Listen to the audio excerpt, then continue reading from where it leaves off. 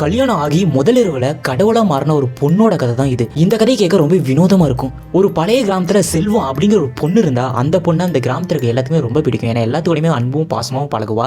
அந்த பொண்ணுக்கு அன்னைக்கு கல்யாணம் ஆகுது. கல்யாணம் ஆன பிறகு அந்த பொண்ணை மாப்பிள்ளை வீட்டுக்கு அனுப்பி வைக்கிறாங்க. மாப்பிள்ளை வீட்டுக்கு அந்த பொண்ணு போய் கொஞ்ச நாள் தங்கிட்டு இருக்கா. அந்த பொண்ணும் மாப்பிள்ளை, அதாவது செல்வமும் அந்த ஆணும் 2 பேரும் கட்டில உட்காந்து பேசிட்டு இருக்காங்க. அவங்க பேசிட்டு இருக்கும்போதே வெளியில இடி இடிச்சு மழை பெய்ய ஆரம்பிச்சிருச்சு. அப்ப அந்த பொண்ணோட கண்கள் செவக்கவும் ஆரம்பிச்சிருச்சு. அப்ப அந்த பொண்ணோட முகம் ஒரு ஆணோட முகம் மாதிரி மாற ஆரம்பிச்சிருக்கு. அதை பார்க்கவே ரொம்ப கொடூரமா, ரொம்ப வியர்டா இருந்திருக்கு. அப்ப அந்த ஆண் பயந்துகிட்டே, உனக்கு என்ன ஆச்சு, நீ ஏன் ஒரு ஆம்பளை மாதிரி மாறிட்டு இருக்க அப்படின்னு கேட்டிருக்கா. அப்ப அந்த பொண்ணு எழுந்திரிச்சு நின்று, நான் உன்னோட மனைவி மட்டும் இல்ல, இந்த கிராமத்தை காப்பதற்காக பிறந்த காப்பு தெய்வம் அப்படின்னு சொல்லியிருக்கா. அப்ப அவளோட கையில திடீர்னு ஒரு மிகப்பெரிய வேல் தோன்றி இருக்கு. அப்ப அங்க இருந்த மணமகன் ரொம்ப பயந்துகிட்டு நடுங்கிக்கிட்டு கட்டிலுக்கடியில போய் ஒளிஞ்சுக்கிட்டான். அப்ப அந்த பொண்ணு மிகப்பெரிய ஒரு காளி உருவமா, ரொம்ப கோரமான உருவத்தில் நின்று, நீ ஒன்றும் பயப்படாத, நான் உன்னை எதுவும் பண்ண மாட்டேன் அப்படின்னு சொல்லியிருக்கா. அதுக்கப்புறமா அந்த பொண்ணு சாதாரணமாகி அங்கேயே மயக்கம் போட்டு விழுந்துட்டா. அந்த மணமகன் பயந்துகிட்டு வீட்டை விட்டு வெளியில் ஓடிட்டான். மறுநாள் காலையில் வந்து பார்க்கும்போது அந்த பொண்ணு கர்ப்பமாக இருக்கா. அதாவது ஒரு நிறை மாத கர்ப்பமா, ஒரு 9 மாத கர்ப்பதி பெண்ணாவே மாறி இருக்கா. அதுக்கு பின்னாடி பயங்கரமான ஒரு கதையே இருக்கு.